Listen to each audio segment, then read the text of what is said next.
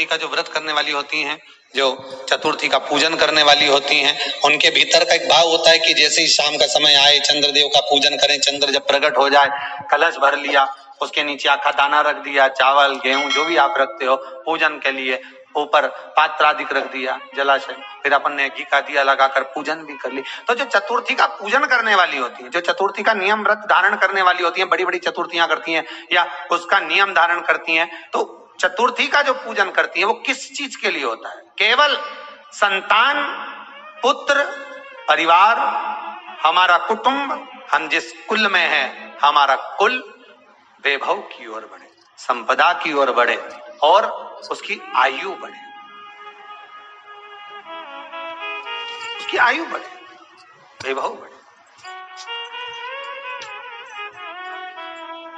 बहुत ध्यान दीजिएगा महाराज, चतुर्थी की पूजन में जो आप आखा दाना रखते हो, गेहूं वगैरह कुछ भी जो रखते हो, उसकी बड़ी महत्वता होती है महाराज। यहां तक कहा गया है, चतुर्थी की कथा तो आप लोग पढ़ते होंगे, जो लोग पढ़ते हैं उनको मालूम होगा। चतुर्थी की कथा में लिखा है, चौथ माता के व्रत में वर्णन किया गया है कि वो आखा दाना जो रखा जाता है, मान लो कोई जरूरी काम होता है तभी आखा दाना को रखा जाता है, संभाल के रखते हैं कि हम इस काम के लिए जा रहे हैं और हमारा ये कार्य सफल होना चाहिए।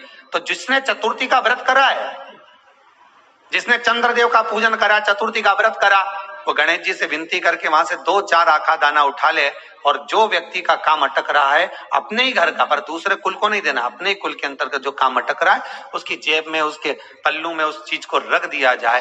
तो चतुर्थी जो अगली आती है, जैसे आप महीने की करते हो तो महीने की, और आप जैसे करते हो कि 4 अलग बड़ी बड़ी चतुर्थी करते हो, तो उसके अनुसार आपका कार्य सिद्ध होता ही है। उस आखे दाने का इतना महत्व होता है क्योंकि चतुर्थी का व्रत करने वाली माता जब व्रत करती है तो स्वयं चतुर्थी की कथा में लिखा हुआ है कि पार्वती जी गणेश जी से चतुर्थी की कथा बचवाती।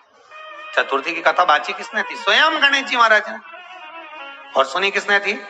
माता पार्वती। बाचने वाले गणेश जी थे, सुनने वाली माता पार्वती थी। तो चतुर्थी की कथा जब होती है तो उसको स्वयं गणेश जी बाच रहे हैं, तो व्रत कौन सुन रही है? माता पार्वती। और आपने जो आखा दाना लिया वो गणेश जी के भाव से लिया, गणेश जी से निवेदन करके, विनय करके, प्रार्थना कर उसको प्राप्त किया।